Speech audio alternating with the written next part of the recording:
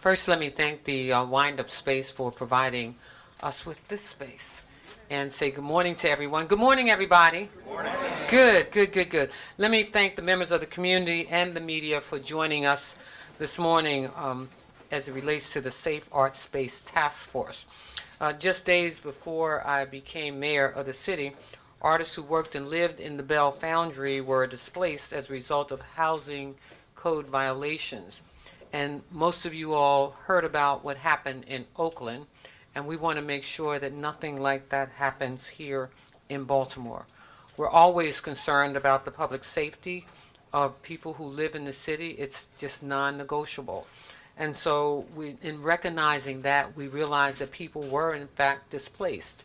And so what we want to do with this task force is to begin to look at what do we need to do in order to make people feel safe in our city, and also to understand what artists contribute to our city. And we want to make sure that they have safe places to live and engage.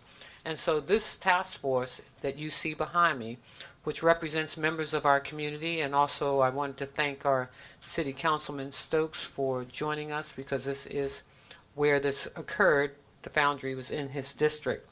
And to every extent possible, we want to make sure that we are inclusive.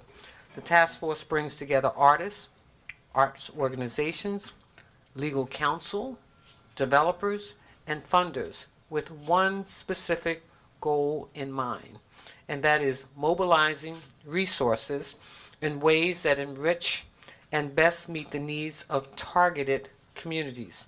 City agencies are involved. You see them represented here: the Baltimore Office of Promotion and Arts, the Department of Housing and Community Development, the Baltimore Development Corporation, and the Baltimore Fire Department.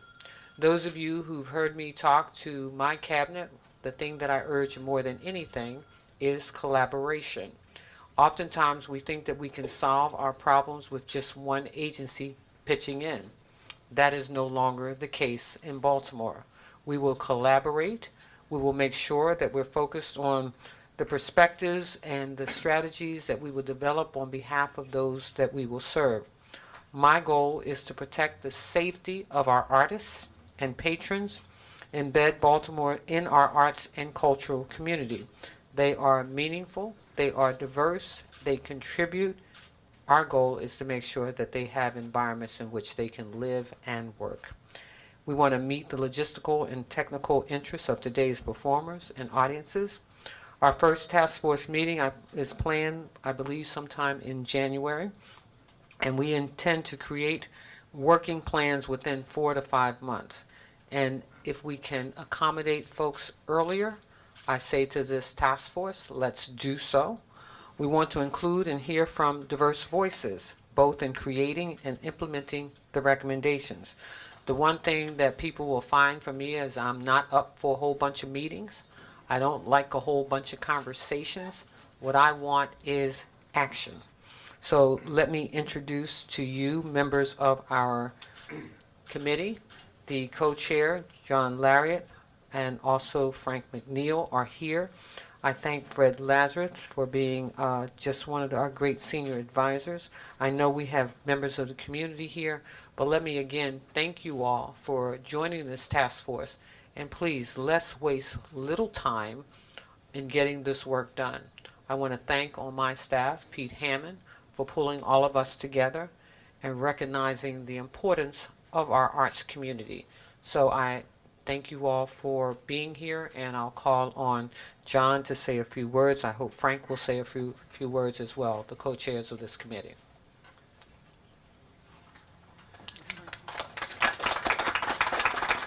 Thank you, Mayor Pugh. I'm John Laria, and with my co-chair, Frank McNeil, we are honored to undertake this effort by the mayor.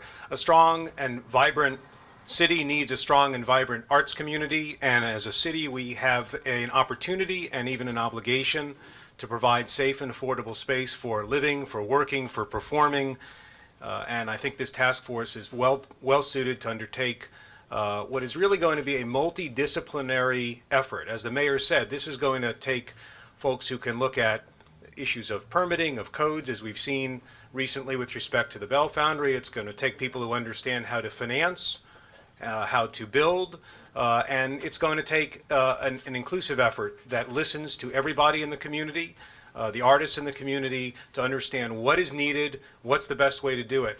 The mayor has said many times that she is interested in best practices and the way things are done in the best possible way.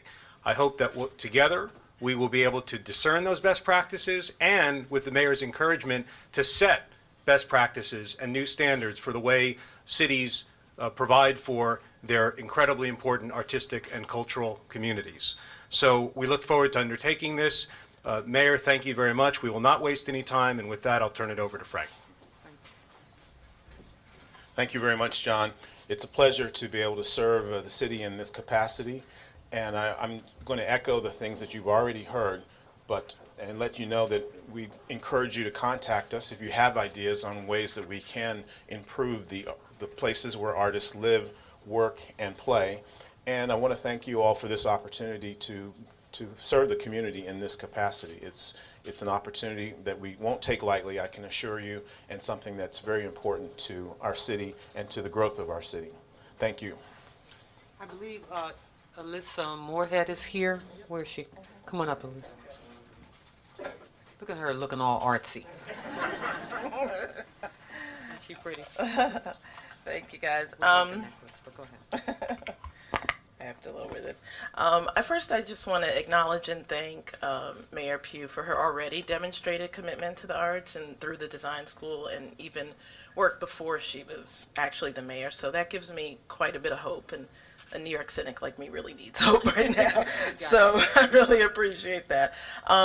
Last night I got a call and said, would you come and say a few things about the task force, a few words, and I thought of 8 of them. So if you bear with me for a few minutes, I'd like to share what those words are. And I also want to acknowledge that the press conference and the meetings and announcements, it's not the work, okay? We recognize that this task force has a very rigorous, complicated task to complete, and I think we're up for it, and I hope that these are the words that I hear and that I say and that we are held accountable for as we go through this. So the first one that popped into my mind was housing and space. And we're here talking about art spaces, but artists are not a special class. We're part of a wider class. The city and the country has obviously been reeling from what's happened in Oakland, but we've also had issues happen with the citizens and families and children that have had issues concerning safe and affordable housing. So I want to make sure that what we do moves the conversation in a wider way. The second word is artist. I hope that during this task force we discuss what that means. We're talking about makers, cooks, healers, activists, people that create communities that are creative spaces. And we need to think of ourselves in an expanded way. Some of the work that was happening, particularly in Bell Foundry, may or may not be considered traditionally arts and cultural work, but it very much so should be. Safe. I'm really sort of conflicted about this word, safety, safe to whom, and what safe really means. And what these spaces really have been doing, and what art spaces all across the country do, is create sanctuary, which is maybe a higher standard because we talk about physical as well as sort of a intellectual and creative space. And I think Baltimore is particularly suited, more so than any city in the country, which is why I'm here, to create a really, really huge creative ideological shift around that, and to become a global model. Placekeeping is a word that I'd like to hear, and I mean that as a direct interrogation of the word or the phrase placemaking, which often leads to place taking or conversations around spatial justice. I really hope that we get to those words and that we dig and we do have real conversations and get at what Roberto Bodea was talking about. Sustain or sustainability. Again, artists come in all stripe. We have artists that are aging out of certain sort of living conditions. We have artists well outside of our arts district. Yes, I'm here, I represent the district, but the city is an ecology. It's every space where things are happening are equally important. And I want to be able to look at the Crown or Exit the Apple or Bell Foundry and these places and really understand them and think about them with the same gravitas and the same support that we think about the BMA and the Walters, right? And to be able to eventually move towards that level of sustainability. The sixth word is equity. This is something that has come to me quite a bit in talking to the artists who have been running our DIY spaces and keeping cultural relevance here and really honestly being the forerunners for quite a bit of work across the country. And people of color, the trans communities, other spaces where people have generally not had real social capital and a seat at the table. It's time for us to, as a task force, to really think about what that means very specifically, and what these spaces, how do we differentiate and make these spaces very specific to this city and to the work. The seventh word I thought was agency. I hope that we go into this task force with trust, with the understanding that creatives are the architects of every city that matters in the world, that they are the people who understand how to create sanctuary and to create working spaces. They are self-determined. And so I hope that we're able to trust each other and be able to listen to real conversations that are maybe radically different than what other cities have done in the past.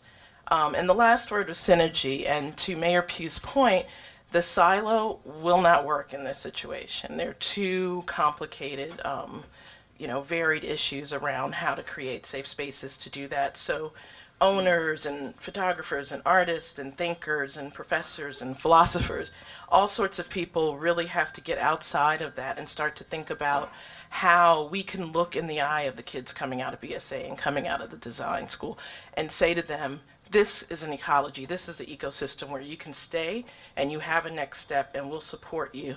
And I think hopefully that is the work Jess Solomon, she says, the real work that we get to during this task force and after. And so I would just say, as we say, let's get that work. Okay.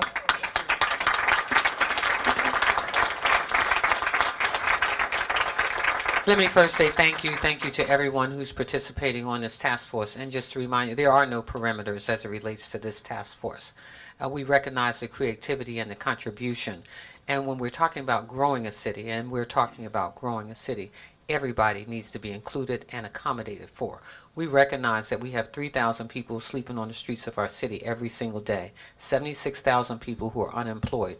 Artists make a contribution, and as one who is one of the founders of the Baltimore Design School, and we were trying to figure out what we would name it, we believe that art is everything. We believe that design is everything, and everyone in that field has an opportunity to contribute. And that's what this is about today. We want to make sure that those who choose Baltimore feel that this is a place that they can call home. And so the conversations, I'm certain, will be robust, but more importantly, it is the conclusion that I am looking forward to. The results of these discussions. That's what I want to see.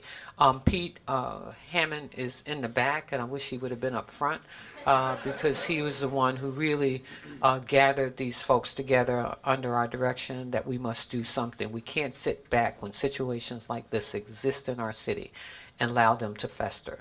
This is an opportunity for us to be collaborative, to work together, and again, to work together to make sure that we are accommodating everyone. Thank you.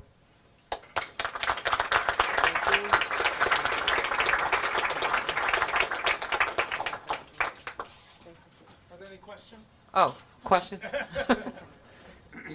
the end result of this some sort of comprehensive plan that will guide development of these safe art spaces? I mean, when you say the work, what is the work? Let me just again repeat myself to say that this is not a defined task force. As I think has been expressed, there are a lot of lessons to be learned here, but absolutely we want to make sure that we're accommodating folks in places that are going to be congenial for them. Yes. What about the affordability angle? That is a big issue in this kind of housing. And is the city, where's the city on that, and what is? Well, that's why we have the agencies engaged here. We know that we have Section 8 programs, we know we have public housing, and sometimes, what is old needs to be redefined so that we are more accommodating. And so we will look at all of the possibilities as it relates to accommodating folks at every level, those who can't afford and those who can. Mayor Pugh, it's fair to say this is a direct result of the Bell Foundry situation, this task force? The Bell Foundry situation, the Oakland situation, absolutely. And how long do you expect the task force to complete its work? You have two chairs behind me. Maybe you should ask them. And I think we have members. I think once they sit down in January, I think they can define their time period. What I've said is don't take long. Let's get moving. It's the work and the end results that are going to be what I'll be looking at. And then I also have a question about State Center. Okay. Can I disassemble this group? Thank you all for being here, and those who want to stay around for other questions, I'm available. Okay. Thank you all. Thank you. Everybody okay? Okay, go ahead. Tell us about State Center. Apparently the State Board of Public Works is voting today to nullify the contract. And Well, let me just say all of us in Baltimore are sad that the project is not moving forward. Had a conversation early this morning with the governor, and I've said to him that we will bring our advocates and the people in the communities to Annapolis to have a discussion about how we move State Center forward. We understand that it will not move forward with the current developer. The community has some major needs, and I want to make sure that when I go to Annapolis that we take those needs to the governor. There will be development in the State Center area. Who will lead that development is unbeknownst to me at this point. were you aware that this was happening, was percolating? No. I think I was outside with everybody else a little bit earlier this year talking about how we wanted to see State Center move forward. But as many of you know, this has probably been, about 14 years of trying to move State Center forward. Started under Ehrlich. I remember posing in a picture, I think almost 8 years ago, with Governor O'Malley and with the intent of moving State Center forward. And this governor has dealt with it in 2 years, and the Board of Public Works, my understanding, has said null and void. I know that there's some conversations around the rent rates that were to be in this particular project that are not market rate. That's my understanding. Right. But I'm sure that I'll get a briefing from those who are involved in the State Center project. But I did take the call earlier today. Madam Mayor, what do you want State Center to look like? I want it what the community wants. It's up to the community. I don't think I get to dictate what the community's needs are. I participated in some of those hearings with them. I know there was a desire for a supermarket, a first-class supermarket in that area. We want to make sure that we're accommodating the seniors who live in that neighborhood. Also, some retail is needed in that area. So we'll have our conversation. I'm with the community. I will work with this governor, and we will move a project in State Center forward. The developer is threatening a legal action which could tie it up for years, a year or two, even more. So I guess that's an X factor That's because an it X has been rolling on for so many 14 years. 14 years. I think the developer has his choice of what they want to do. I've got to get with the community, and we're going to meet, and we're going to talk about how we move a State Center project forward. Any other questions? Madam Mayor, with the Board of Estimates this morning, I know pay raises for you, the City Council President. City Council No, Republican. these aren't pay raises. In fact, I think it's in the cities as it relates to whenever we give the 2% that all employees get. I think that's automatic. These aren't pay raises. In fact, the commission that meets on pay raises for City Council President, Mayor, and the Comptroller have not met. Should have met before we became in office. That has not taken place, I believe, in 4 or 8 years. So when you do a comparative analysis of the salaries, I think you need to look at other cities like Baton Rouge, 220,000 people, and what they make. So I think our salaries are low, but this was not a pay raise. This is what all city employees get at the end of the year. We wish it was, but it wasn't. We deserve one. No, I'm only joking.